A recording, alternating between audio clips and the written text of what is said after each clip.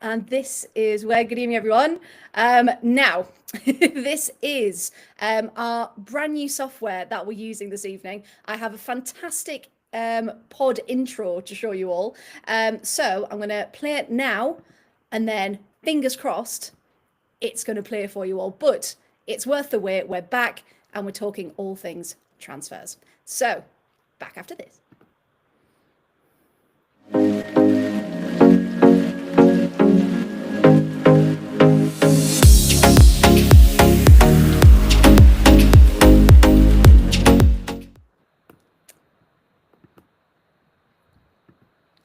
There we go. Now, I have a bit of a confession to make. That was my other one. I do have a Villa-specific one that annoyingly didn't pop up, but that's fine. We're good next time. Hey, we're getting back into the swing of it. It's been a long summer that we've been off. But I am joined tonight by some lovely people. Sophie was just there. She has just popped off, so I'm sure she'll be back at some point. But we do have the lovely Gary and Emma, and we might even have some more familiar faces popping in very, very soon as well. But yeah, Gary, Emma, how are you doing? Lovely to see you. Ladies first, Emma. Are you buffering? Always the case with that, Emma, isn't it? Always. Yeah. Oh, now she's gone. And then there was two. Hey, yes, I'm very well, thank you. How are you? Hey, we'll make it work. We'll make it work, Gary. Now, we said we're going to talk all things Villa, of course. This is a Villa podcast. And what we're going to be doing is looking at the ins, the outs, the new contracts, and everything that we've learnt so far over the summer. Because, of course, today is deadline day, isn't it? Transfer deadline day. And we've still got a couple of hours. So we'll see if anything does happen while we are live. Because, Gary, for you, I don't know, what were you expecting from this window? Because we lost quite a few in January. I'll just leave it as that. What were you expecting over this window? Anything in mind? I did expect a little more. Whenever you consider we lost so many wide players, now I know clearly we're trying to play wing backs. But so maybe that's why, but we're happy enough letting the likes of Leon and we've even let Katie go out on loan and stuff. Maybe we're not playing as many wide players because, like, realistically, we only have Kirsty and Chastity that will play out wide. So anything happens to them, I have absolutely no idea what we're doing for wide midfielders. It's because we've seen, from what we can gather about from pre-season, all the different tests, and of course, a lot of us tried to actually watch the Union Berlin game as well. That was open to fans, and it seemed like in the first and second half, Natalia was trying to have a look with different formations and things like that. So it could be the fact that actually she's starting to use a slightly different system, and as we're talking, they're back. Both of them, and hopefully both stay a little while longer, of course. So yeah, Sophie, Emma, internet all good?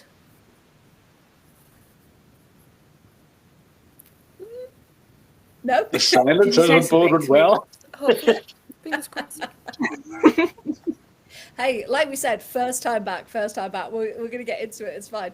It's been a long summer. So people are watching us this evening. Thank you for joining us live after this very chaotic transfer day. So if you do want to share your thoughts, get them in the chat, and we'll talk through anything that you want to discuss as well. So let's start then with, well, the outgoings, because they're the first ones that we heard about, of course. So Rachel Corsie first. I don't think there was any surprises there, was there? Because of course retired from football, and what a servant to the club that she has been indeed. What, I don't know, Emma, for you, Rachel Corsie, kind of the right time for her to kind of step back, do you think? Yeah, because she got I want to say she played 2 games this season. Because she got injured. Was it at the end of last season or the beginning of this season? But But like there was a couple of she continuous was knocks, in. wasn't there? And she was kind of in and out a little bit, and then she Yeah, was that ankle, I believe, that extended period. yeah. So she'd not really had like playing time either, which was a bit annoying. Because I think maybe she could have done another season, actually got some games, but then if she'd have got injured, it'd have just made her retire early anyway. So probably the right time, and then she could actually make the decision rather than being forced into it. Yes, I like that. Yeah, leaving on her own terms, absolutely. Yeah. So Rachel Corsie, no surprises there. However, the rest of our transfers out, I think a lot of us have a couple of thoughts about this. Now, so we had our fantastic Dan Turner left at the end of her contract. Jordan Nobbs left us as well. Maz Pacheco, that was the big one. And people who were listening to us at the end of last season would have known our reactions to that. And we'll recap it. And of course, losing Sophia Pua officially to London City Lionesses. And as Gary mentioned earlier in the intro, Katie Robinson has gone out on loan as well. So Gary, we'll come back to you. Dan Turner, I mean, what she's done for the club and how many times she's saved us by being so reliable and so good. One of, the biggest underrated players probably in the WSL. But I don't know, was this one a surprise for you, or could you maybe see it coming with how the league was changing? I think she was always reliable. She was always very versatile. She was never a first teamer as such, but she Got would to that, didn't always fill a hole. Up in the back line, that's still somewhere where we might need someone to fill a hole. Obviously, we brought a few defenders in. The majority of them are centre backs. Yes. Now, Quite a few centre backs, and yeah. we already have Lucy there now. I know Lucy has her own sort of injury concerns, Mm. but I don't think centre backs was exactly what we needed. Well, You so know, that's the thing, isn't it? And oh, have we lost Emma again? it appears so, yeah. But I have actually sort of taken notes now. Obviously, the Slandes, they're all young, which is what I like, and obviously Wilms can also play right back. Yeah, Lynn Vilms will definitely make a section for her because the fact that Villa have been able to sign her is insane. So yeah, she will Yeah. get that moment, of course. Yeah. A player with 55 caps for an international country, that she's well respected, Yes. especially with them being such a top team. So I think we've done well bringing her in. Yes. But she also was a direct competition for Dan, if you know what I mean. Dan's kind of like centre back and left back, and Wims is kind of like centre back and right back. So if anything, they could have complemented each other in the versatility in the squad. Yeah. Um, No, I can see that because but yeah. No, But you then go. the only other thing is we obviously brought in Landis, who's another centre back, but we let Rates go. Well, she retired, and obviously we've let Dan go. So I don't think we're any stronger It's kind of in the more of back. a like for similar, isn't it? Rather The, than it's yeah. basically just bringing in slightly younger players that aren't tried and tested in the WSL yet. Yes, that is the But worry. Yeah. I'm kind of hoping that still having Lucy Parker at the back is going to help give that wee bit of stability. Yes. I love Paula. And I think Rachel Mulvey is a huge talent for the future. We Mm. got to see her a couple of games towards the end of the season, and she's definitely going to be one to watch. But this is what puzzled me so much more about the Maz decision because Well, this is the Maz thing, was isn't it? still the strongest left back that we had with the squad, and she wasn't old, Maz herself, so like 24, 25. It's Oh, like, I know. why? And and yeah, you're absolutely right. It's not as if we're brought in anyone who's, a world class left back in that sense. Yes, we brought in Powell, like you mentioned, but between them, they were a really good double act in that sense, because you'd have your start and then you'd have your impact sub, whether it was one or the other, they could both do that job. Whereas you're right, Lynn Vilms coming in at right back primarily, can also play centre back, as Sophie said in the chat. Sophie is joining us in the chat now because her internet wasn't playing ball. But yeah, so now she's come in as direct competition for Sarah Malin. And it looks like she will be that starting right back ahead of Sarah.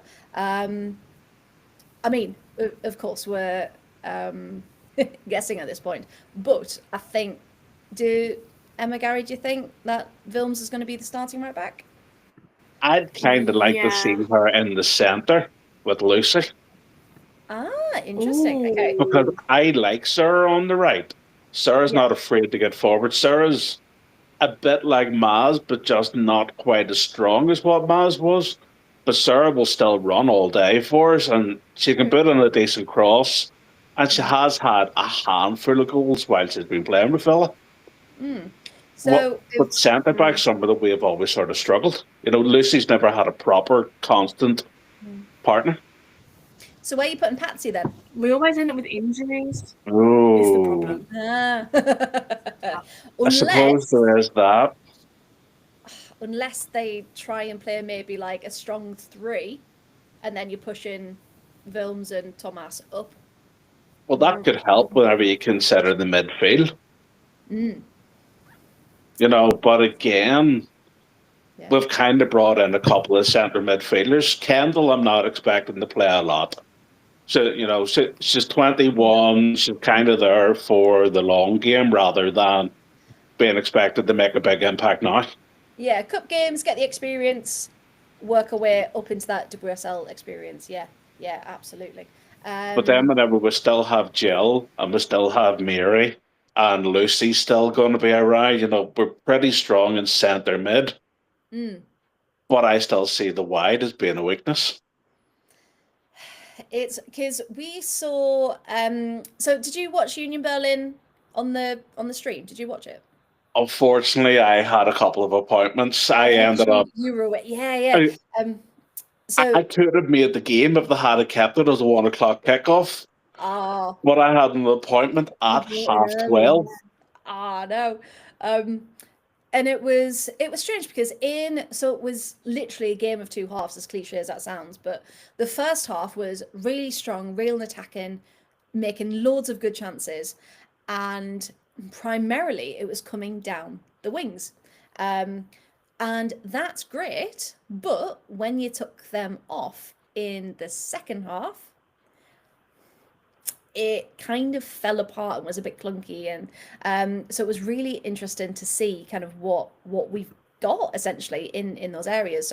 So yeah, we'll keep on talking about who obviously we've lost and who we're bringing in, but yeah, I thought we would do more business. I really, really hoped we would, so we have those options. And yeah, thank you so much to everyone in the chat, even Simon. Good to see you again. Saying has missed this. Yes, we've missed it too. Nick's in the chat tonight. Even Nick saying, Paola unfortunately doesn't fit in the wing back position as we saw at the weekend. Yeah, it was interesting to say the least. That's where Rachel and Maz are stronger. I kind of want to see Paula as a bit of a weakness now. I think we haven't even spoke about Moritz, and I know some people love her, but Moritz is quite sort of accident prone as well. I would say she's more maybe not accident prone, but she's more prone to a card or two. So she's stronger in that sense. So more challenging. But I really like Moritz. I'm gonna I'm gonna be on that other side of the fence there. I'm not saying that I don't like her. I'm just saying I don't think she's one of our strongest defenders. She's not afraid to put her foot in, but she's not a standout for me, if you know what I mean. Interesting. Okay, I will, because we are a fair pod, I will take your thoughts on board. But people in the chat, what do you think of Noelle Moritz? I was surprised she wasn't part of that leadership group, to be honest. I really, really am.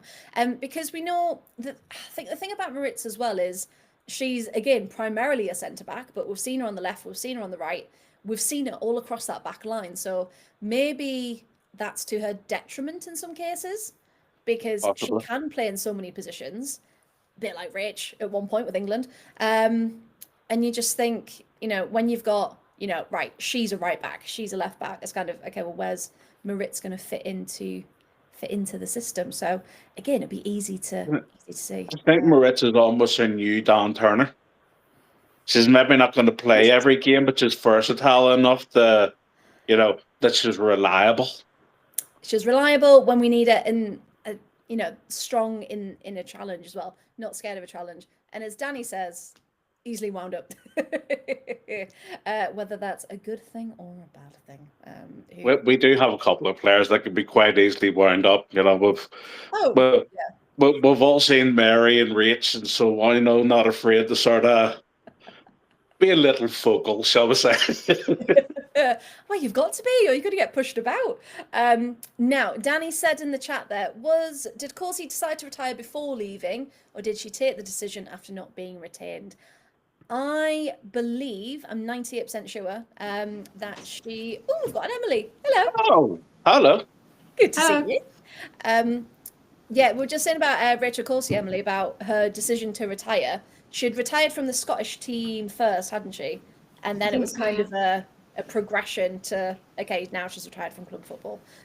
So yeah, Danny, to answer your question, it wasn't to do with not being retained. It was just her coming to the end of her career. And she's, of course, been appointed on Sky Sports, hasn't she?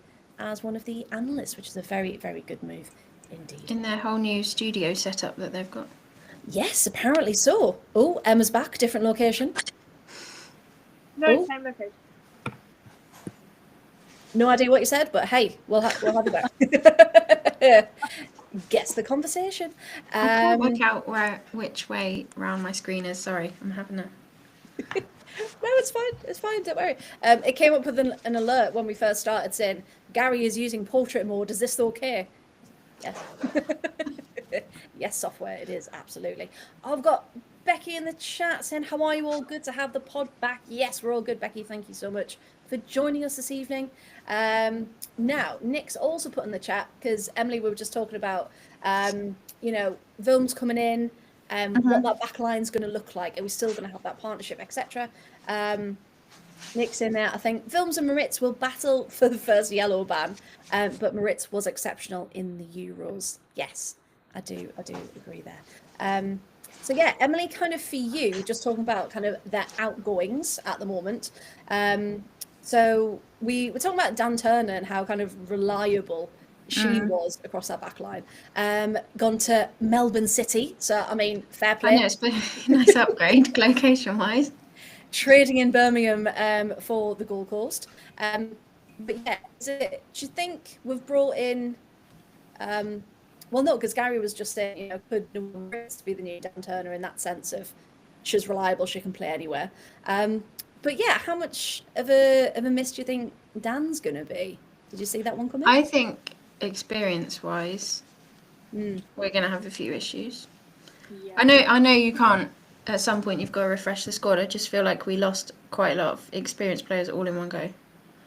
Yes, absolutely. Like, it's not, obviously you've got to bring in new players and younger players, but it feels like losing, especially letting Maz go at the same time as Dan and Rachel. Yeah. It's like she was a younger player that was also experienced, if you know what I mean. Yes, and quite embedded in the squad as well. Yeah. So people kind of knew her players, had to work with her. It just, hopefully we don't get into as much of a rut as we did at certain points of last season. But it feels like if we get to that point and you've got a couple of key players that aren't in the squad for various reasons, like Stan's injured again or whatever, it feels like if they get to that point and you're looking around at each other being like, who's going to pull us out of this hole, you need some experienced heads there to say, look, this isn't going to last forever. We can get out the other side of it, but we haven't got any. It's like, I think I saw you were talking about the leadership group, and Yeah. like, I guess now they're saying so also Patsy and Sabs are the Yeah, people so we that they'll kind look of to in the team for that. Yeah, we kind of mentioned it, but we didn't actually go through who it was. So that's quite a nice segue. Thank you. So Rachel Daly has been confirmed as captain, even though she was essentially captain last season. We've also got Missy Ball Kearns, Anna Patton, and Sabs in that leadership group as well. Has anyone got any thoughts? Does that sound like a good leadership group? Would we have had anyone else? It sounds like a great leadership group, but I'm very surprised that they didn't put Jill in it, because Yeah. when Rach wasn't Yes. wearing the armband last season, a lot of the times Jill was wearing it. I agree. Yeah. Yeah, that was going to be mine, because I know Missy Ball is like under 23s and she's been quite a leader there, hasn't she? So I can kind of see that, but still within this group, I wouldn't necessarily say she's one of the leaders of the group without being harsh to her. But it's not always what you're doing on the pitch. We don't know what she's doing off the pitch. Yeah. Well, we don't know, do we? I suppose also some of it Need is more content. like they're not might not necessarily ever wear the armband on the pitch, because let's be honest, Rachel's going to start nearly every game. But it's a bit like when they used to say it's like a player can be a club captain without, they might not necessarily start. Because that's also interesting that I thought it was interesting that Sabs was in that group, when I presume there's going to be quite a lot of competition between Sabs and Roebuck for who's actually going to be on the pitch. So maybe that's just a general, these are the people that, even if they're not playing, this is our group of. Yeah, they're quite strong at keeping the group together, maybe. Yeah, And I don't think it necessarily means that it might not necessarily be an indication of playing time. You know what I mean? Yes. Yeah, no, that's fair. Yeah, absolutely. So yeah, it's been interesting as well looking at the other captains of the other clubs in the WSL and the Championship and WSL too, sorry. And kind of who's filling those shoes across the league has been quite interesting indeed. So yeah, so talked about Rich Corsi, talked about Dan Turner, Jordan Nobbs. Now, I think we've spoken about this before. I genuinely thought she had another couple of seasons in the WSL, and I can see why she's gone to Newcastle, even though it pains me, because they're a project, they are pushing, they are throwing money at it to try and get into the WSL. But did we think it was going to come this soon? Has anyone got any thoughts on her move? Did we expect her to leave, essentially? No. I didn't expect her to leave. No. Jordan was getting less and less playing time. So although we didn't think that she was going to leave, maybe she felt that, like we said, she can offer more. And maybe she just wanted to go to a club where she's going to get more minutes. Because we do have a lot of competition in the centre of the park now, especially bringing Jill in on a permanent basis and so on. Yeah. Yeah. I could have seen her going abroad, like to the NWSL or something. Yeah, I'd heard a lot. Rather than going down a league. Yeah, I thought she would end up at London City, in fairness, because London City are just buying everyone. So. Well, exactly. Yeah, they might as well have bought Jordan as well. Absolutely. Yeah. And I think I even said at one point, anywhere but Newcastle. She could have literally anywhere. Why she got Newcastle? And it's such a shame, because could you imagine, Sunderland lass, going back to try and help again with that promotion. So yeah, I don't know what they said to her, but yes, she has gone to Newcastle. And I think that's another player that that's just such a huge loss, or like experience-wise as well, isn't it, with Jordan? Hey, and it's leadership and experience with Jordan as well, isn't it? Yes. Yeah, that's exactly. Yeah, like you can have another player that's equally as skilled, but they haven't got the same experience of. Yeah, I don't know if you've spoken already about the last friendly or not. we've kind of, well, me and Gary started talking about it, but I was going to say, I think yeah. for me, another player that's a bit like Jordan in our midfield, Lucy Staniforth, I thought it was yes, obvious and that friendly when she went off the pitch. yeah, it was so good to see her back, and so strong as well. And I think, yeah, because it's not a case of like it's the different areas of the pitch where we're playing, and when we're almost like not playing it through the middle because she's not there to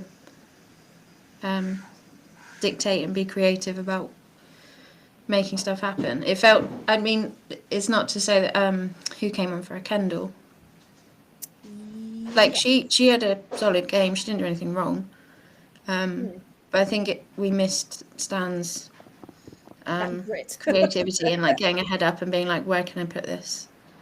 Yeah, what's going to happen next? How can I make this work? Let's go for it. Yeah, I agree. You really could tell when she went off. Hopeful that it was a bit. Was it Emma? Did you say you saw her at the end of the game in a boot? Yeah, she was walking over when It really at the end of the game. She was walking over with a boot on. Yeah, it really surprised me. She rolled her ankle from that tackle in the first half. I think we got a free kick from. Yes. And at the time, because we were sat pretty close to where it happened, and at the time she sort of said to, I think it was Ebony that came over, she was like, oh, I've rolled that really badly. And I was like, just go off. Why did she stay on for the rest of the half? I don't understand. Pushing. It's fine. Yeah. It's a friendly. But again, that says everything about who she is, doesn't it? Yeah. Like, yeah, I've rolled it, but I'll give it Hopefully a it's half just time. had some ice on for a week and it'll be all right. Yeah, make a miraculous recovery. Because again, she's one of those figures that we can't afford to lose. So, we'll come on to new contracts and things in a bit. But yeah, she was one of the ones that so glad we've kept, of course. So we spoke about Maz, of course. Again, people who watched us last season will know that Nick even started a petition to make Villa change their mind and re-sign Maz. Annabelle Blanchard re-signed for Crystal Palace, so it is possible. Players can do it. But yeah, it's a huge loss for Maz. Gone to Everton, so we can still see her, but unfortunately is only wearing the blue instead of the claret and blue. And we mentioned briefly Sophia Poor. We officially lost her to London City Lionesses. However, she has then gone on loan this season to Nottingham Forest. And if anyone hasn't been keeping up to date with the Championship, Forest have brought in so many good names that they're definitely pushing for those top spots straight away. And fingers crossed, Poor is the starting goalie, really. Because potentially 3 could come up, isn't it? Yes. Yeah, so 2 automatic promotions and then a playoff with 12th placed WSL team. With not us. With not us. Regardless of what Soccer Donna says. It's going to be Leicester. It's going to be Leicester. Although they have been doing some last minute signings this afternoon. I was worried about them. Pretty decent ones, which is really annoying. But they've also signed Van Egmond. Again, why did we even sell her? That's also valid. That's also a good point. So yeah, I mean, Leicester are they're in a bit of a mess at the minute anyway, aren't they? So I genuinely don't know how they're going to do this season. But I think we're still going to be mid-table. Like, we'll do predictions and stuff at the end when we've had a good roundup talk. But yeah, I don't think we're going to be in a relegation battle. I really don't. Unless something goes terribly wrong. I can't see it. I think we've had a really good window compared to some of the teams. We could have done more, but Nick's in us versus Birmingham in the playoffs. No, because Birmingham are gonna get those automatic spots, so don't you worry. We're not. That's not gonna be a playoff. Could you imagine that though as a playoff? That would be an incredible match to go to. That would be so good. I don't think my stress could take it. Yeah. All of us just rocking back and forth with what's going to happen. Well, we've got them in the cup. That's enough. Yeah. I'm excited for that, to be fair. That'll be good. So we have 5 official transfers out, and on loan we mentioned Katie Robinson as well. Has gone to Everton for the season. I didn't understand that. No, Emily, yeah, because we all kind of went, oh, okay. Yeah, I don't know, because Because it's not an area, like, I don't know. We'd already lost a winger in Dree in January, yes. so we were already one down. And then we've not bought anyone in. I mean, we've bought in, I'm going to butcher her name, Hijikata. Yeah. As it just says she's a forward. Is that what she's listed as? I don't know if she's like a striker, but apart from that, we haven't bought anyone else in up front. And it just seems a little bit Yeah, I have no data on Hijikata at all. like, especially in that game on the weekend, it seemed like every time we made a sub, we were sort of playing Tetris and moving 3 players about. Yeah. And they weren't just like for like swaps, because our only 2 out and out wingers were already on the pitch both times in Chastity and Kirsty. Kirsty wasn't playing on the wing because of the system, but it's like there was never. I don't know how to. Yeah, I don't understand why we got rid of Katie Robinson, even on loan, and they've got an option to buy, haven't they? So I can't see her coming back. No, we'll see. I mean, again, when we signed her initially, we all kind of went, oh, okay. So then the fact that then there's been a loan, it's like, well, if she's not part of your plans, just, offload her in the best possible sense. Well, I think that's the thing. Katie didn't perform for us last season. Compared to what she done at Brighton, she didn't perform for us, didn't hit the and ground that's running. probably why they'd be happy to let her go. But then we didn't really perform as a team last season, apart from the last 5 games. In fairness, Yeah, we were that a is bit of true. a car crash. Good So counter. Very good. As for Yes. Hikata, what I have on her is 5 full Japanese caps with 2 goals. At the under 20, she has 13 caps with 5 goals. At her club career, is 49 games with 14 goals. So she's not an out-and-out striker, but she will get you a goal. So But there are goals there. Yeah. I mean, in 21 as well, and I know, there was a joke that we were the nursing home of the WSL because gone the other way. Yeah, and now we're going the other way. We've brought in some really good youth players. But again, it's getting players that are still young in their prime, but have got the experience to really come in and help essentially from the beginning and not take a long time to find the feet. Because as we saw again last season, there is no time in this league whatsoever. So they are all our transfers out. So let's have a look. We've mentioned some names already, but transfers in. And I mean, the first one that really spoilt us, and not going to lie, my expectations were then up here for the rest of the window. Getting Lynn Wilms from Wolfsburg was an incredible signing. I know there were rumours that maybe she did one out anyway, so whether this was a really good bit of business or whether we kind of jumped first, not quite sure. Yeah. But the fact that we've got someone like that, Emily, what do you think of bringing someone with that big a name into Villa? That's kind of like what you just said about players being in their prime. I feel like that's a thing that other clubs do when they buy players in. Yes, exactly. They're buying players that are like at the level that you want them to be at already, and we either tend to do one, either side of that, either young players that need time to develop, or older players that are coming to us because they've had enough elsewhere. This can't get into the this team. was like someone in the middle for once who, is currently playing in the top league of the top flight of the league that she was in Germany. Is also playing for her country well, and yeah, like that's just not a bit of business that we would usually do. Which again, that's why I was like, oh, if we can get Lynn Films, who else can we get? But if you, again, I don't know if other people like stats, and again in the chat, just let everyone know. If you go on FB Ref, that have got some fantastic stats, they also show you similar players compared to their stats.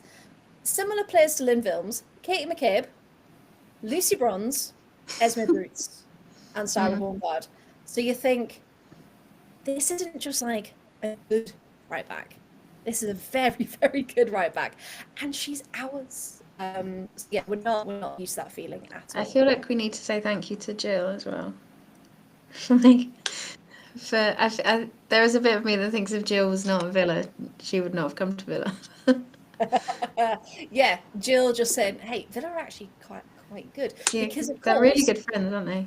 Yeah, Like, the Jill in question, our lovely Jill Byings, permanent deal. Of course, when they said goodbye to her, we all thought it's not going to be goodbye. They're going to bring her in. They're going to do it. So Emma, for you, when we had the announcement that Jill was coming back, what were your thoughts? I was so happy because obviously that goodbye post, Villa have never done a goodbye post, like a thank you post to loan players before. So when they did those, I was like, nah, they're not coming back. Both Caitlin and Jill. I was like, no, they're not coming back. They've never done this before. So I would like, obviously I was really upset initially because she's so good. But then I was like, okay, you know, it's not happening. And then it popped up and I was like, oh my God. Like, I just genuinely couldn't believe it because I was dead set on the fact that she wasn't coming back because of the goodbye post that they'd never done before. But I'm so glad she's back because she's so good in that midfield. She is, yeah, and like we said, maybe again should have been part of that leadership group because of how confident she is on the pitch and with the team and things like that. Gary, you happy that she came back permanently? Yes. Also, didn't surprise me that she came back permanently. You know, the fact that Byrne had already went on and won the league without her as being part of their squad, and she knew that she was getting plenty of game time at Villa. You know, she's only 24 herself and trying to break into the Dutch squad. So for her personally, getting game time and showing what she can do, and like she's helped us hugely. So I think it was a good move by both Phil and Jill because very glad to see her back. And you know, whenever you've just lost the likes of Jordan and stuff like that, it's nice to still add a bit of talent and experience in there. You know, although she's 24, she's definitely one of the leaders on the pitch. Yeah, she's like you said, she's been like over the past year. She's been on the edge of the Dutch squad, hasn't she? She got called up a couple of times, and then she didn't, and then she did, and then. So I feel like she needs that playing time, and she obviously knows that she's going to get it at Villa. So it's a positive that. Well, I think in general, it's a positive that most loan players that we get end up staying. Yeah. It is, yeah, it's kind of, and I don't know if anyone saw the snippets of Noelle Moritz was on the official Villa pod earlier, and she said, you know, it is like a family, and we can have those hard conversations and we can push each other on further because we know we've got those relationships, and it's not that, you know, we're snapping or we're being horrible or anything like that, but we're pushing each other to be the best we can be. And I thought that was, I am getting what we've been saying. That vibe from all the stuff that's been happening in this pre-season. It feels like the whole group is a lot closer. Yeah, they feel very much more regrouped compared to the end of last season. Which, again, is fantastic to see because, you know, they're going to go in strong. Yeah. And, you know, having Brighton away for the first game that we're going to talk about, never an easy one. Never mind first up. Nick's got some strong thoughts about the transfers as well. Emma, what was that, sorry? At least it isn't Chelsea again. But then again, they are our first home game, so... Yeah, we saved that for a week. Yeah, we'll ease ourselves in with Brighton, and then we'll come back to it. Villa's Villa, because I just read Villa. James in the chat has already put his prediction. Hey, don't you worry, James. We're going to come back and do predictions at the end, so I'll keep that safe. So we had a really good start. So we had Lynn Films, Joe Byers coming back on a permanent deal, and then Ellie Roebuck out of nowhere, out of the blue. Now, we all kind of said we needed, because we had the feeling Sophia was going to leave. Of course, you've got Sophia Kelly coming up from the academy, but again, very young, doesn't have the experience. So we knew we needed a good second goalie. Gary, did you think Ellie Roebuck was on the cards? Because I certainly didn't. No. I certainly didn't see it coming, but when it happened, it was like that's proper competing.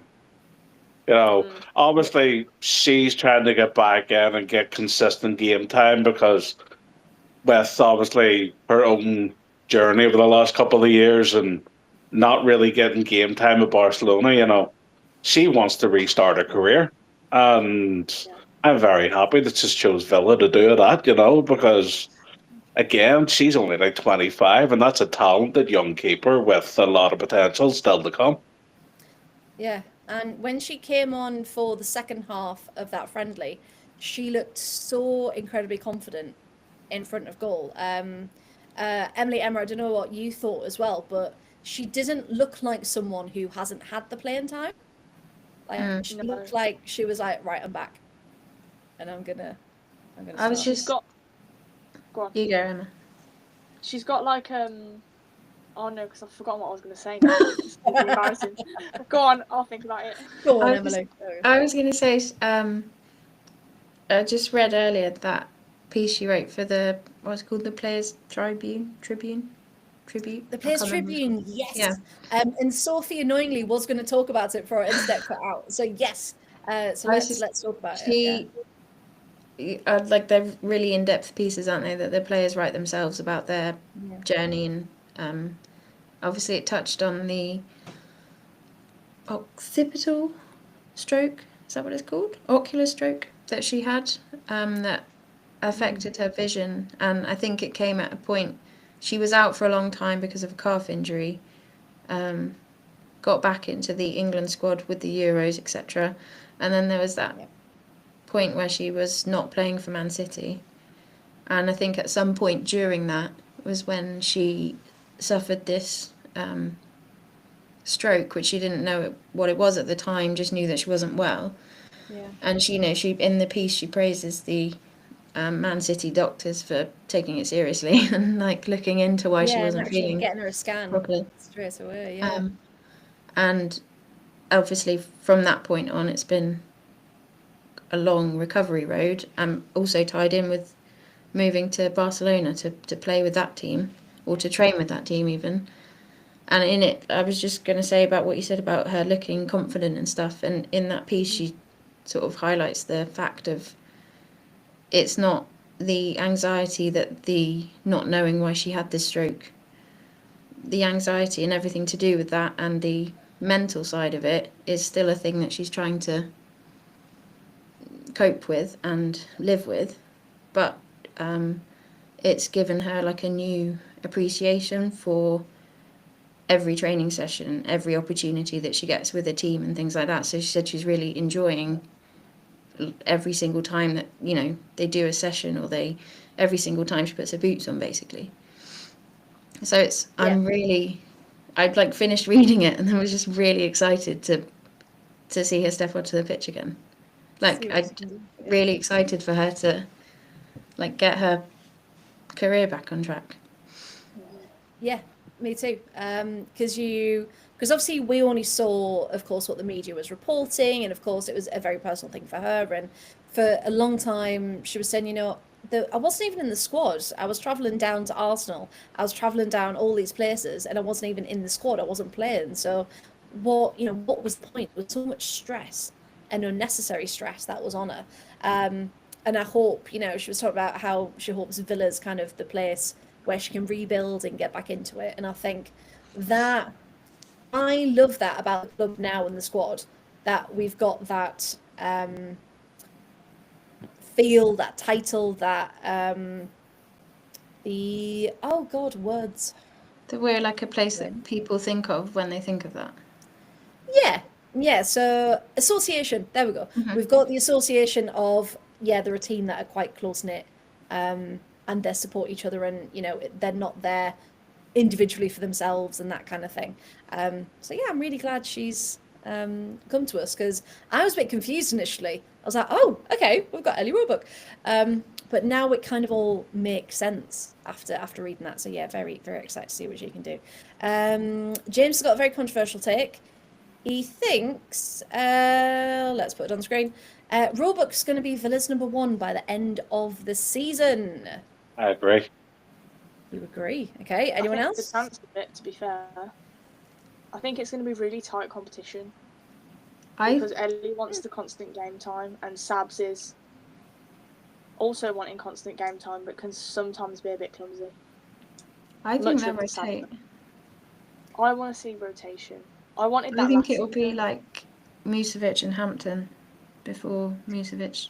Yeah, like a good... I mean, that wound down a bit because obviously she became pregnant and things. But at the start of the season, they were each getting game time, weren't they? Yeah. It wasn't like you play the league, you play the cups. It was they were each playing both. It was we're both going for it. And again, that's what we wanted for Sophia, wasn't it? To come and stay and be a keeper that we could rotate and that kind of thing. So yeah, I'm really, really excited to see what how Arroyo's going to play it. And again, how Ellie does indeed do. However, we've got lots of Gabby fans in the chat this evening. Gabby out with a bit of an injury. Of course, she wasn't in contention at the weekend. But yeah, James is in there. I think surprise of the season, Gabby's going to have a belter of a season. And Danny's saying we'll see the Gabby that we've always expected this season. That's if she can stay on her feet. That's the main issue with Gabby. Is staying on those 2 feet of hers. I thought Gabby was signed for Coventry Blaze. Ice hockey team. I was going to say, Gary, no clue what's in there. I would love to see Gabby hit the ground running. I really, really would, because everything we're seeing of her, she is a talented player. But her moves, she just wasn't used to how physical the WSL is. And I really hope that she has sort of strengthened up and can stay on her feet a wee bit more often this season, because she is a talented striker. Yeah. She did try. No, she didn't try. She did start to find her feet at the end of the season. Excuse the pun. But then I don't really know what happened, because I've got no memory of the end of last season. I was going to say, I have this vague recollection of one of the games towards the end that we won at Villa Park. I've no idea who we were playing. But I remember she was... because we're sort of playing like 2 centrally up top, aren't we, with like wing backs either side of them. And I remember saying to Nick that or one of us said that she kind of suits that, because she's like a sort of forward that is in a position and just you need to get the ball to her wherever she is. She's not going to like take the ball and run with it and do something. She needs to be like already there. And if she's there, then you get the ball to her, and she'll. Yeah. And so it kind of, I remember thinking at that, whoever we were playing, I think she maybe came on as a sub or something, that is potentially something that could suit her playing style. If we've got her and then somebody alongside her like Kirsty or Ebony, who is more of a runner and. Maybe. Ebony's actually going to be my surprise of the season. I think what we've seen in those last 5 games from Ebony, she was starting to show a different player than what we'd sort of seen for the previous season and a half. Like, I was the first person to pull Ebony down because she didn't know how to pass. She couldn't cross. She didn't know where the net was, but she's worked. And those last 5 games certainly seen a very, very different side to Ebony, and I think she could take this season by storm. I do think we're going to see more of her. Yeah, because again at the weekend, very impressed with what she was doing. Unfortunately, didn't score, but she crossed a couple of times when she should have shot. I know. The amount of times of being willing for her to do it, actually, should have been the other way around. But yeah, I think she's closer than ever to being who we know she can be. Because again, we're seeing glimpses. We know how good she is. It's just that consistency, isn't it, over that long period of time. James in there as well. Harsh, but I think Thomas might not have a good season. Should have kept Maz instead. Yeah, we did have that conversation earlier on. Maz again is a strong down that side. The only problem with Thomas is she likes to go too far forward too quickly, so then there's no one at the back, which is a bit. And then doesn't have the pace to get back. Yeah. She does a bit of a Lucy Bronze. Hey, I'll have no Lucy Bronze slander on this podcast. I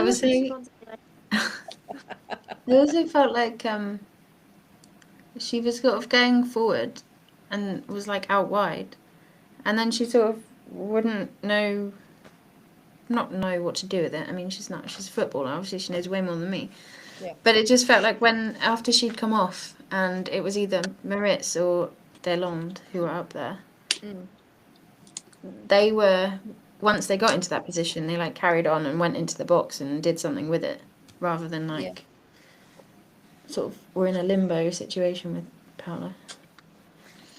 Yeah, she's got. Where it's like she's not as suited to that role. Yeah, it's as if she's like, right, I know I need to go forward. Let's go as quick as I can. Gets to a certain point and goes, I'm a bit further forward than I thought I'd be. So yeah, I mean, should that have been, something else we could have brought in, another really strong left back for Paula. So we'll see. But the two that we haven't. Oh, well, three really. Lucia Kendall from Southampton, again, a very good championship player, youth player, now wanting to make that move into the WSL to really, really go for it. And again, like we mentioned briefly earlier at the weekend, from what we saw, did all right, fine, especially for getting those early minutes under her belt. Do we think, again, quite happy that she's supporting that midfield from what people have seen about her before? I haven't seen much of her, but I have sort of looked into her career a bit, and obviously it was at a lower level, but she is also only 21. And while she was playing for them, she played 78 games and scored 21 goals. And for somebody that's in a position where you're not expected to score, you're more expected to create, that's not a bad ratio for a 21-year-old. So I think she's definitely one for the future. It's just going to grow into the team. We've seen a solid half in pre-season, but she's definitely going to be one to watch. Yeah, I think she'll definitely be like a late game sub type of player rather than starting. Yes. But hopefully, like if she can, play and learn with like Jill and Rachel and stuff like that, then that'll improve her game. And quite a few of the contracts, they didn't say how long they were for, which was very annoying for my spreadsheet. But well, hey, we'll go into contracts, don't you worry. A lot of them were 2 years, weren't they?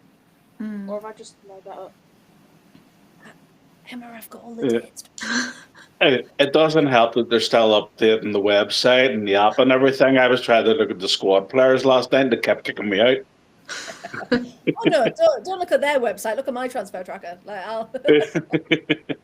I'll keep. I did have that up, but I've had to change device, so I've now got no information and no notes, which is really annoying. So I'm old school pen and paper. Hey, it's all right. We bring different things to the team. It's all good. No, I trust you, Emma, that you had notes, don't worry. But the two that, again, we mentioned a bit earlier that we didn't know that much about initially, was the first of our French signings. Well, our only French signing, Océane Delonde, now coming in from Montpellier. And yeah, I didn't really know much about her. So again, had a look at some stats, and similar players to her stats, Lenzini from Juventus, which is a really good one, Mai Letitia, and Mappy Leon. I can see the Mappy thing, yeah. Not bad stat-wise. So yeah, but again, another.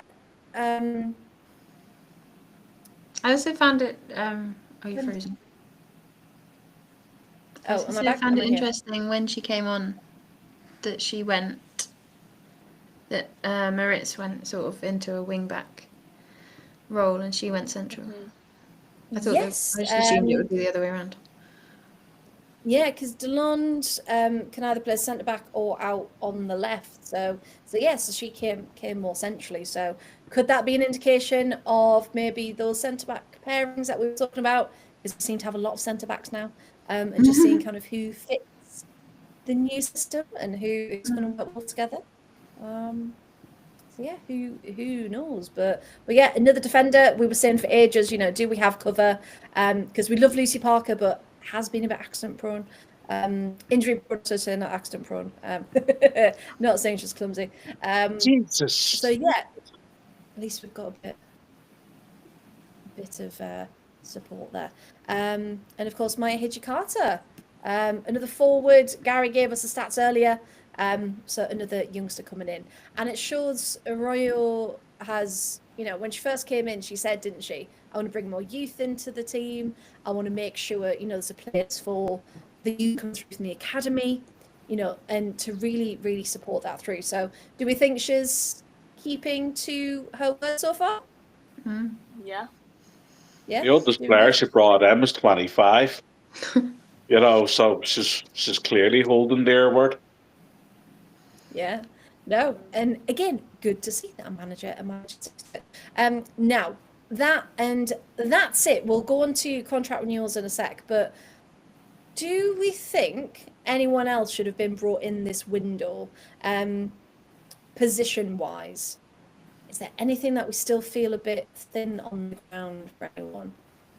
I'd have liked another midfielder. Yeah, I was going to say, I feel like we're still a little bit thin. Even not necessarily, I know I said about buying in players in their prime and stuff, but probably just an experienced midfielder that is looking to prolong their career, someone to sit on the bench in case we need them. No, I absolutely agree. Yeah, I can understand that, but my concern's still more the wide midfield places. Yeah, and that centre were jam packed. Lucy Parker can play there, Stan plays there, Mary plays there, Missy Bow plays there, Kendall plays there, and we generally play two, and we have like about 6 options in the centre. But like anything happens to Kirsty or Chastity Grant, they're really the only natural wide players in the squad. Yeah. Remember the time when we had loads of wingers? Oh my God. Yeah, like last season, with 5 at the pitch at the same time. Oh, that was a fun game, wasn't it?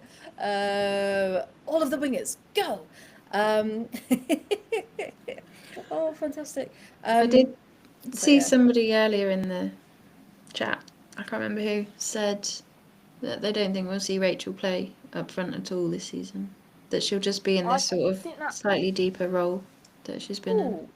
Yes. I think that deeper role works slightly better though, because then at least she's got an awareness of what's going on, and then she can run onto the balls, so she can still do both at the same time. So she's then killing 2 birds with 1 stone, in a way.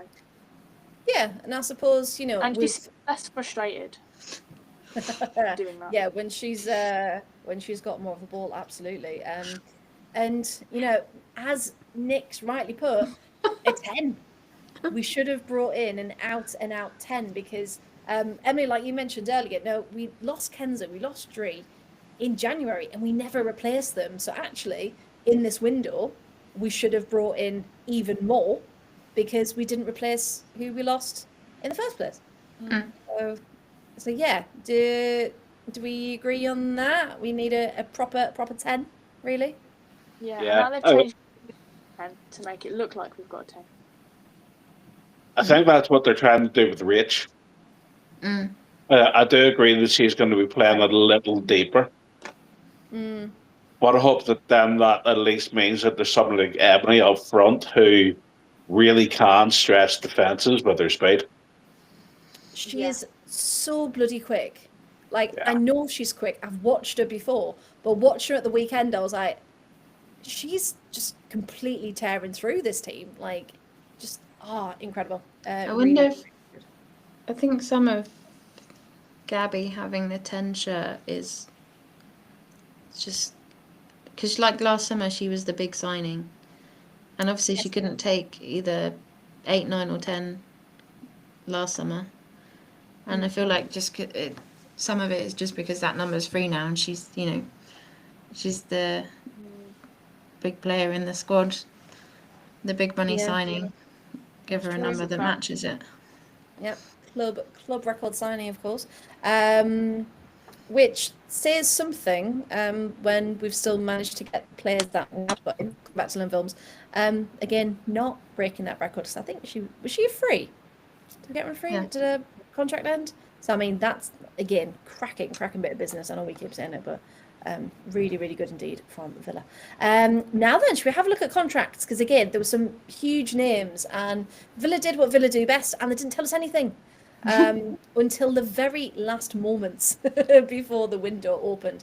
And in fact, I think the window was open, wasn't it? Yeah. And we still didn't know. So here's what we've got. We've got Lucy Staniforth has had an extra year. She signed an extra year, so 2026. Sarah Malin, Rachel Daly, Kirsty Hansen, Lucy Parker have all signed until June 2027. Anna Patton has signed a contract until June 2028. And then we have Lydia Salloway, of course, with her first professional contract. So, Emma, knowing that we've secured those key players for another couple of years, again, good business by Villa, do you think? Yeah, because I think if we'd have lost people like Rach, Sarah, even Kirsty, both the Lucys, I'm just reeling off them all now at this point. I wasn't meant to, but I was going to say that's it. Yeah, that's all of them. I think if we'd have lost them, we'd have probably lost fans, and we'd have probably lost like that family feel, because I feel like they're very much mothers of the squad in a sense, and they're always there. They're always bringing the entertainment. I'm sorry, the mothers of the squad. Yeah, that's what it is now. Are you okay? No, very tired. The mothers of the squad. Okay, so like, in the sense of a little bit older, more the nurturing roles. Yeah, rather and than I feel old, like they're always there. Like, they're very supportive. They're always there. And they're very much fan favourites as well, especially like Sarah, Kirsty. We all love Lucy. You're gonna name them again. Yeah. They're also a huge core of the club whenever you look at them, you know. The two Lucys, Kirsty and Rach, straight up the centre of the pitch is kind of what most of the team's been built around. They're the And then Sarah is one of her own after all, so, you know, yeah. If you can't look after your own, who can you look after? Well, exactly, yeah. It would be a completely different squad if they hadn't have stayed with new contracts, absolutely. How much do we think that's got to do with Maggie Murphy coming in? Because Emily, did you know much about Maggie Murphy before she was appointed No, managing director? not really. I saw that notification pop up as like a preview of it, and it said Aston Villa is delighted, and I was like, oh my goodness, we've signed someone. Yeah. And then we hadn't, so I was a little bit disappointed. I'm We not gonna lie. signed a managing director. Yeah, because people in the chat as well, thank you for that. Have all talked about, I keep wanting to say Maggie May because of the song. She's not called Maggie May, Maggie Murphy. So it's close. So yeah, so she has been, she was CEO at Lewis, which we all know how wonderful Club Lewis is. She's been a board member of the WSL and Championship as well. So she's very influential, knows how to run a team essentially, and how to run a club. And so yeah, I think the fact that she's been brought in again shows that support for the women's side. It shows the investment that's gone into it, that they brought someone of her caliber to come in. Not starting till the beginning of October though. Not coming in. But again, you never know how much her influence has kind of already started to seep in through those conversations. But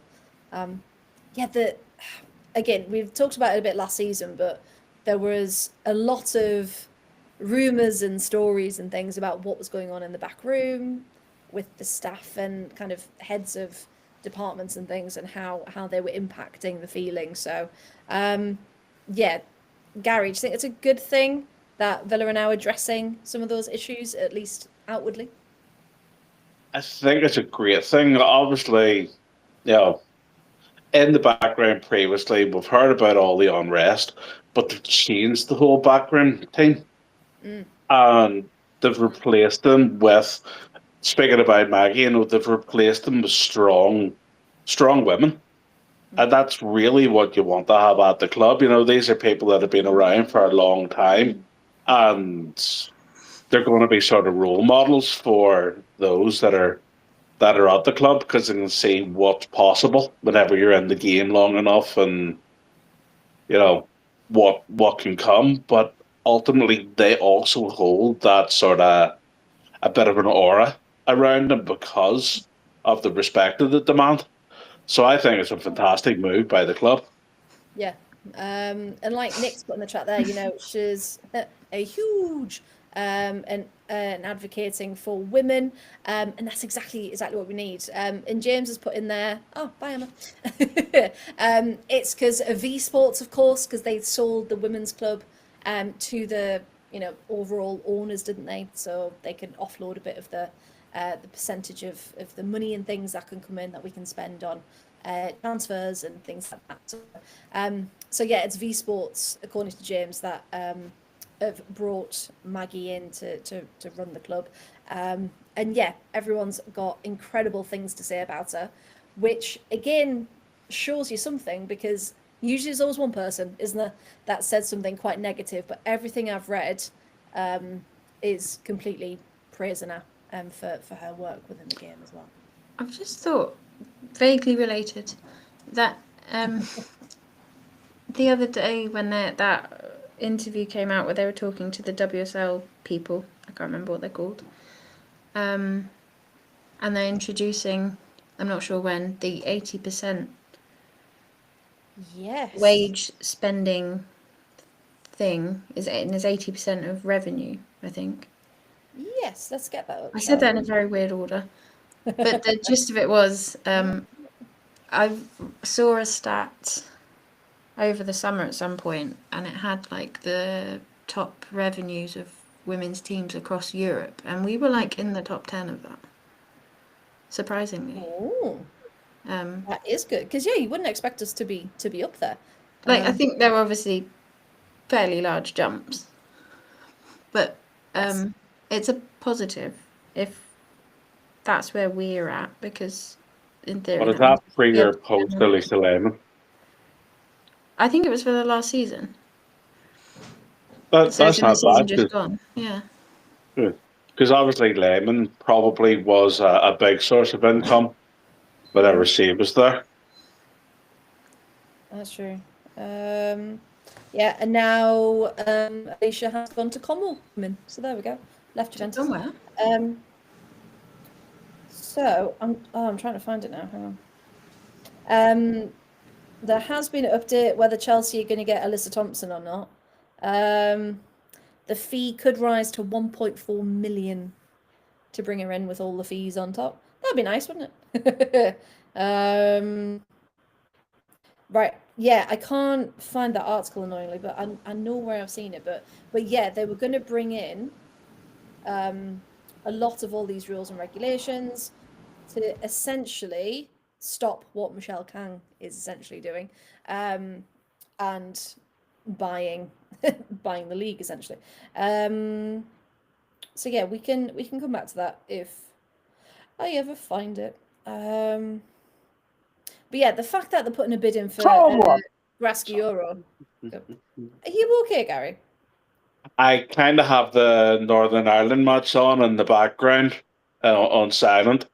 And Northern Ireland had just gone 3-1 up. Spoiler alert. Oh, fantastic. Yeah, because I did say, is that the qualifiers? That are, right? Yeah. It is only Luxembourg Yeah. we're playing, but still we're away to Luxembourg and winning 3-1, so I'm not disappointed. Hey, a win's a win. A win's Absolutely. a win. Yeah. Oh, I can't find it anyway. Never mind. So yeah, we will come back to it if we find it. But essentially, they are cracking down on the way the league is run and managed and how much players are going to get paid. There's also going to be a minimum wage as well that they're bringing in, which is really, really good because we've said for ages there's such a gap, such a disparity between the different clubs, different players. So yeah, there's finally going to be a floor. To that, which again needed to happen. And as things are going more professional, you'd think exactly that. So there were our new contracts. We've gone through the ins and outs. So the thing left really to talk about is the upcoming weekend, of course. So we are travelling away to Brighton for our first fixture, kicking off on Sunday at 12 o'clock. So getting down to Brighton for midday, what a pain in the bum, but we've got to do it at some point, don't we? Just realised I was muted. It's too early. It's far too early. I think if you are a part of the Villa fan club, who we do this podcast in association with, the fan coach is leaving at 7:30, I think. No. It's leaving the courts at a quarter past, or it's leaving the courts at about 6:30. It's leaving the Aston Inn at about 6:45. And then we're doing another pickup at Marston Green, and I think that's about 7ish. And then we're down the road. That's not far off. You were making it out as if you're setting off at 4 o'clock in the morning. No, but it's not 7:30 either. But an hour before that. You said 7, right? Anyway, so yes, it's early. It's early, regardless. Emma's back. Hello. So yeah, it's an early start, very much. And of course, the league is starting on Sunday. We're actually, one of the last ones, because the league is actually starting tomorrow night with Chelsea versus Man City at Stamford Bridge. The match that no one ever wanted to see again, and yet it's back, and it's the season opener after watching it 8 million times last season. What time does that kick off? 7, I believe. 7:30. 7:30. Is that a Sky match? 7:30. Yeah, but that's fine. That's 7:30 in the evening at home. Hey, I was right about 7:30. It's all good. So league kicks off tomorrow night at 7:30 for Chelsea Man City. Then there's one game on Saturday, which is Arsenal London City Lionesses at 1:30. And then the rest of us that they don't care about are on Sunday. And all at midday. I saw a report somewhere that Sky are going to introduce the multi-view again, which I'm really happy about. I do love a multi-view. But yes, let's talk about the upcoming match then. How are we all feeling? Emma, we'll start with you while we've still got you. How are you feeling about having, 1, Brighton on the first day of the season, but 2, how are you feeling about the season in general? Turn your mic on, Emma. You're silent. No. I can live every day. Can you hear me now? No. Can you hear me now? No. You might have to rejoin. Okay, never mind.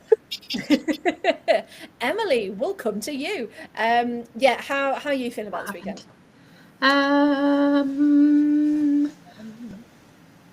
To be honest, I don't know. Wonderful, thank you. I don't know. I feel like we've had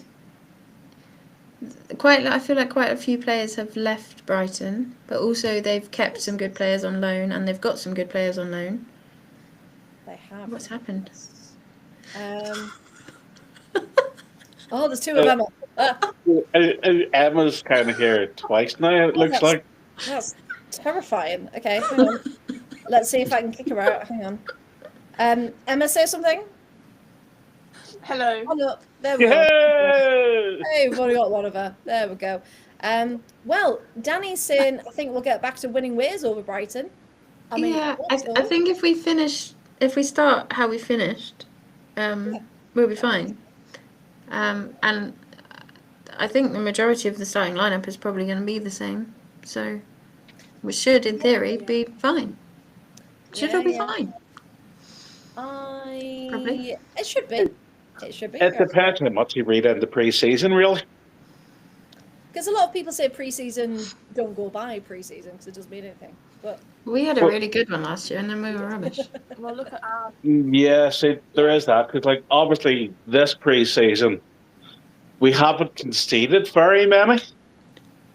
We also haven't scored very many. You know, United scored 2 against us and we didn't score, but, you know, the second goal was just a last-minute mistake. yeah. Other than that, every other team's only scored against us. You know, it was 1 each for Paris, 1-0 against Berlin, and we beat a Liverpool side 5-1. But, you know, we haven't scored very many either during those. Yes. Whereas, I don't know if you've looked at some of Brighton's results in their pre-season, but some of their games, they've been scoring for fun. Yeah, they've got a lot of attacking talent, haven't they? Because if we look at, if I just run through it quickly for us, so they have lost Poppy Patterson, Maria Thorisdottir, Guru Bergsvand, Stefanovic, Pauline Bremer. I wasn't expecting her to leave. Comfort Erebor, who was academy goalkeeper, Chelsea Ferguson, Lee Ming-wen, Vicky Lasada, they've lost her, and Nikita Paris, of course, as well. However, they have brought in Mweka Minami, Chiamaka Ndozi, who's a very, very good goalkeeper from Paris, Venegas Catano, Camacho, they've got Miles and Pome from Chelsea, and today they signed Fuka Tsunoda from Urawa Reds, but of course they've brought in Michelle Agiman again on loan, and also Rosa Kafaji. So they've got some really, really good names in there this season. So, but again, it's how they come together and how they play together, because they've still got to first gel, game they've still got that. Perhaps they've not quite figured out what they're doing yet as a unit. But they've also signed a lot of youth. You know, most of the players they signed are in around 22. There's a couple of 25-year-olds. You know, they've kind of got a bit of a balance there. And obviously, you've mentioned Nnozi, you know, 30 Nigerian caps. You know, that's a well-experienced keeper, as well as so many games at Paris. You know, she's been their goalkeeper for like 6 years before she's moved here. You know, she's well respected as well. But Paris was their top goal scorer last season as well. I know she got them 12 goals. And we'll talk about Michelle, but she had only scored 5 for them last season in 22 games. So it's whether or not she can step up and try and fill that gap that's been left by Paris now. No, that's true. And like you said, it's who's going to step up and really shine this season, in their place. James is on it. I was going to say, I've just got that notification, James, so you must be in the future. Leicester just announced Rosella Ayan after she left Spurs. So Leicester leaving it very late indeed in the day. I think we've got till 11 o'clock tonight, haven't they? For any more to be announced. But yeah, I've been tweeting them all day. The phone's just been going absolutely mental. Leicester's a sore point. I can't believe Liv's back in the Midlands and playing for Leicester. Oh, honestly. Yeah, we said that as soon as there was a rumour, and then as soon as it was announced, we were like, oh, really? 1, why did we let her go in the first place? 2, why didn't we sign her back? If there was an option to bring I'd her have drove to Glasgow and picked her up myself if I thought there was a chance of her coming back to Villa. I know. Oh, I mean, what a star. She, she was for us, she was for Rangers, and now she will be for Leicester. And again, we said Leicester were going to be in a bit of trouble, but she's a very, very good signing indeed. Yeah. Yeah, and it has seemed a bit quiet on the Villa front. None of the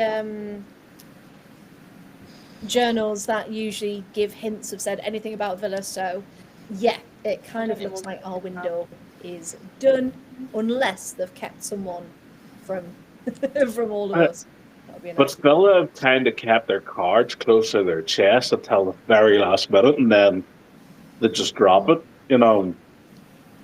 Like when we're talking about Wilms and even Jill, coming back. Like a lot of these just kind of, are Villa going to do anything? And then the next thing, these just started dropping. It's like, yep, keep them coming. Thanks very much. So all like, hello, Villa, are you going to do anything? And then they did. I think we're probably going to sign Alexia. Do you say we're going to sign Alexia? Yep. I heard a rumour. Wouldn't that be a dream?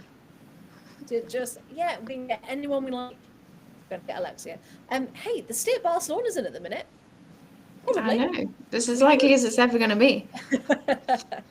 Exactly. If you look at how many Barcelona players have gone out either on loan or been sold, again, bringing London City back into it, but they signed Lucia Corrales for nearly 500,000 euros. Yeah, it's like a record Spanish fee. Yeah, record signing for, and you just think, wow, the amount of money that's being spent in this window.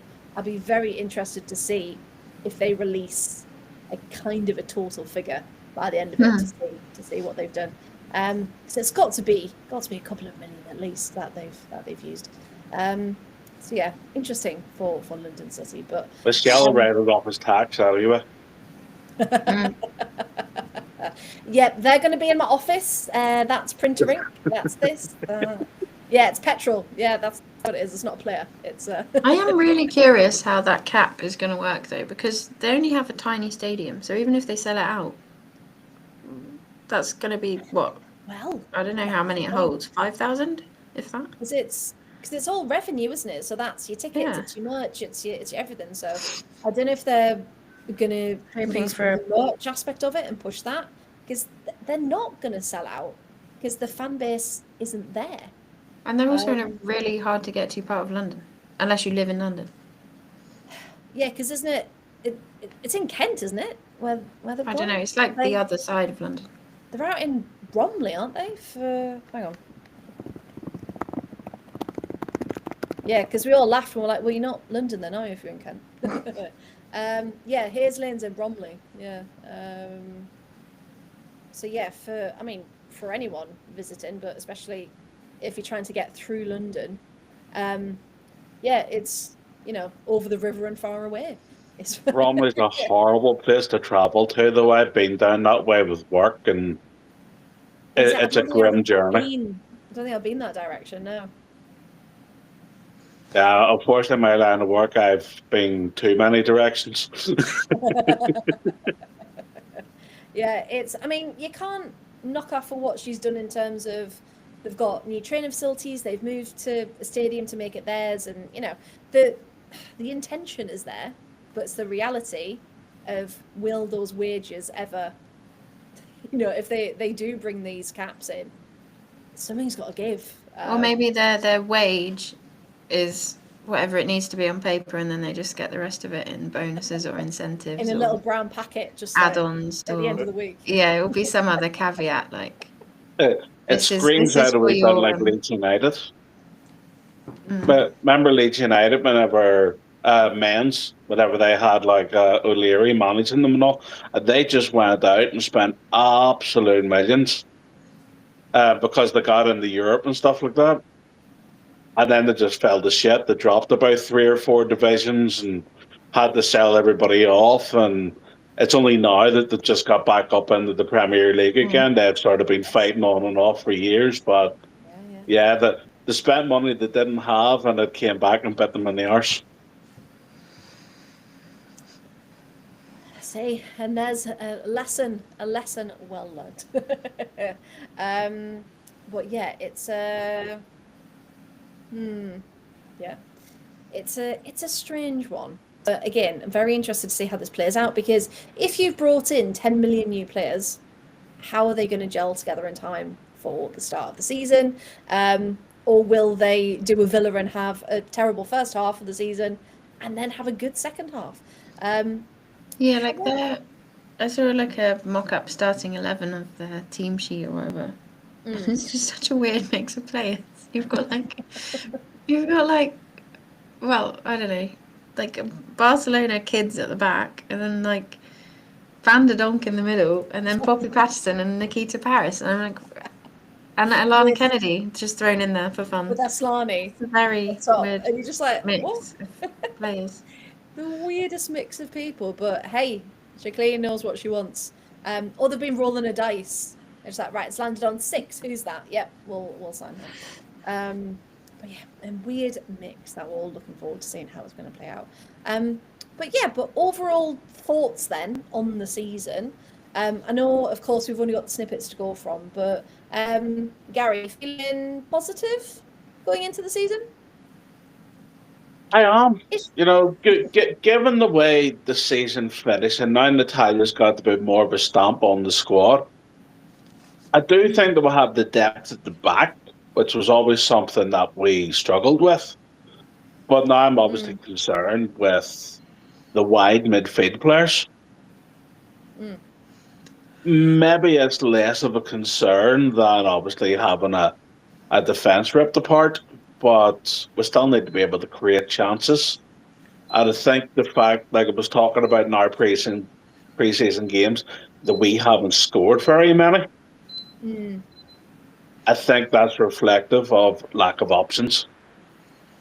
If anybody picks up an injury or so on, because your wide players are largely the ones that you're relying on to cross the ball in properly. Yeah. And, I agree with. we don't have many options now. Yeah, I agree with what Nick said earlier on in the chat about, like, I think our starting 11 is strong, and it depends how many of the subs we need to use all at once. Because obviously in that game on Sunday, it was a whole raft of changes, and it's not possible to make that many changes at once in an actual game. But it was a clear difference in the two halves. But it's how many of those you end up having to rely on, like if we do get injuries and things. I think if we just have to put 1 or 2 or 3 of them in as subs, obviously we will, because that's how subs work, Emily. We'll be fine. But it's like if key players get injuries and then you end up throwing players in before they're ready, then I think it might be a little bit tricky. But I'm definitely optimistic. Optimistic, yeah, definitely cautiously optimistic as well. Emma's given up the trying to join. I don't blame her. But she thinks she's going to have a decent season. Yeah, I think it's because we've had a lot of changes now, especially with personnel. I think, mid-table, I'd agree with that. And the connection, like we were talking about earlier, the connection feels there this season. I just really hope we start strong. Even a draw against Brighton would just get points on the board, get us settled, get us started, ready for the following week when we've got Chelsea. Our first 4 games is really going to set where we're going to be sitting this season. Yeah, so so Brighton this weekend, then we've got Chelsea, then we've got Liverpool, and then we're away to Arsenal. So it's not an easy run of games by any means.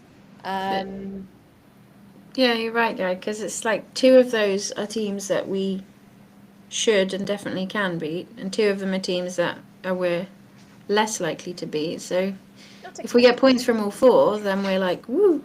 If we get points from half, which is where we should be, and if we get points from none, then it's like, oh boy.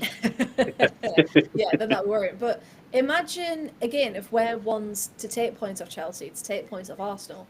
that then impacts their season as well. Well, it's possible. Oh, yeah. I mean, look what we beat Arsenal at the end of last season, didn't we? Yeah, we did. Yes, we bloody did. That's true. Maya Ramirez is out, isn't she? Injured. Yes, she's out Nick till just next said Chelsea's year, stars are all isn't it? injured. 2026. Lucy Bronze is out, so actually, might not be a bad time. Williamson might still be out by the time we play Arsenal. Yeah. And somebody else who came back injured for them. I can't remember who. Too many players. Too to do with. But yeah, there's a lot of injuries out at the minute. So, and of course Arsenal, they announced Leah Volti's leaving today as well. So you know they're having a not as much of a shake-up as people probably expected, but still quite a lot. Lauren James out as well. Thanks, Nick, for that. Like if Chloe Kelly and Kildante could sort of pick up a red card each, that would be pretty nice before we play them. Or when they're playing against us again, Noelle Moritz can sort that out, start something, and get them off the pitch. Yeah, not that we can tone violence before anyone says anything. But yeah, that'd be quite funny. But what? I don't think there'll be a better time to play Chelsea. So hey, we've got all the optimism, and why not? Oh yeah, indeed. Emily, are you muted? Hang on. Emily is muted. How do I make it come off? Am I off now? Yeah, I've got to run. I'm going to predict 2-1 for Sunday. 2-1? Yep. That sounds good. Gary, have you got any predictions? I think Emily's right. I do think that it's if we can keep our defence as tight as it has been, and I'd get that goal or two. I think 2-1's probably going to be the tipping point. Yeah, I think either a 2-1 or like a 2-2. I think there's not going to be much in it, but I think there's going to be a couple of goals either way. But as Nick says, it's always a 2-1. So really, hopefully it's just 2-1 in our favour rather than the other way around. But yes, if people are playing fancy football, there are. Well, I've set up a league for my other podcast, which I can share if people want to join it.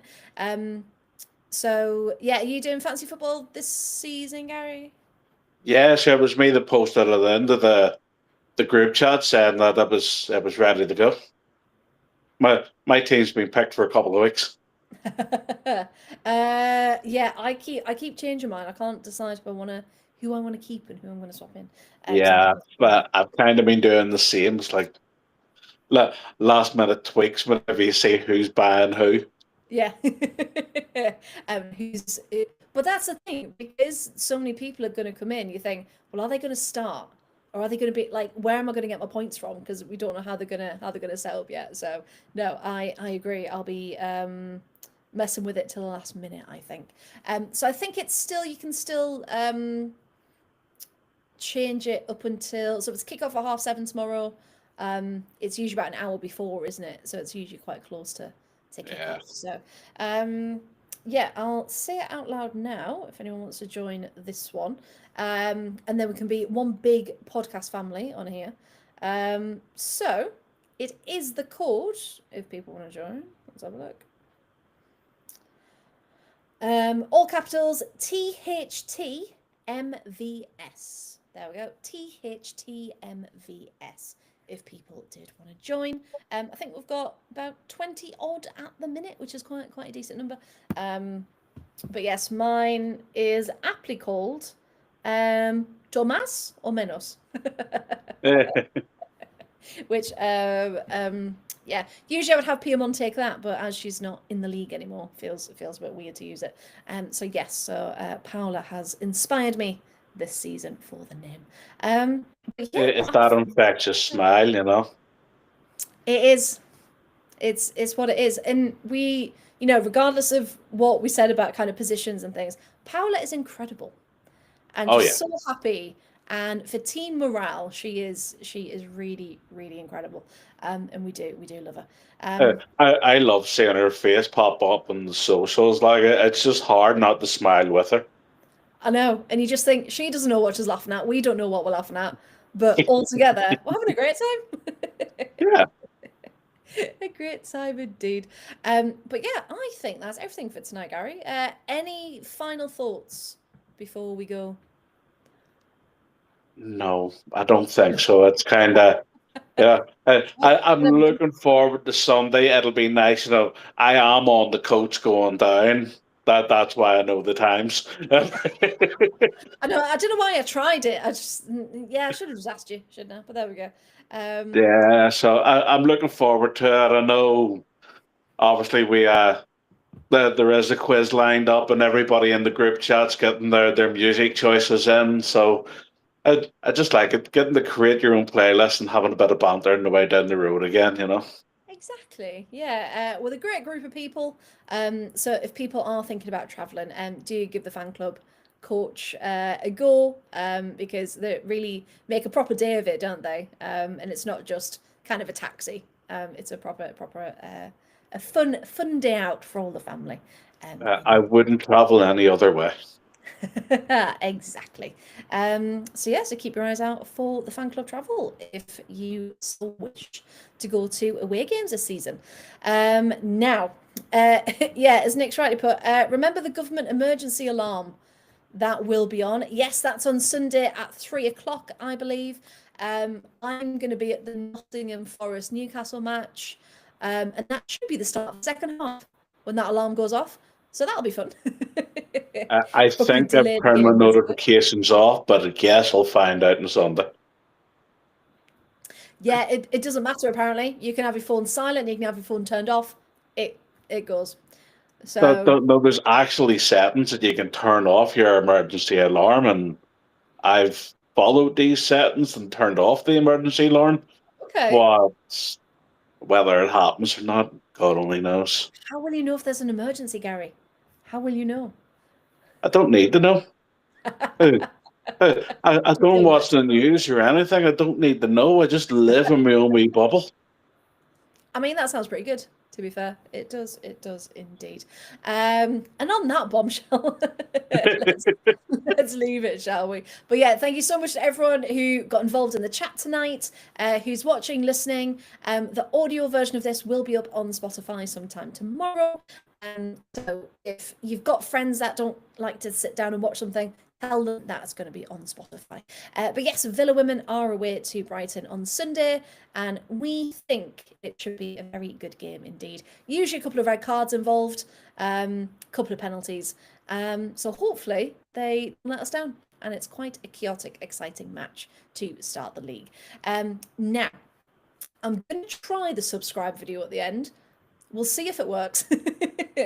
But again, once more, thank you so much everyone for watching and listening, and we'll be back next Thursday, 8 o'clock, with hopefully some really good news and 3 points. So let's try this, see if it works, everyone, and we'll see you next time. Let's have a look.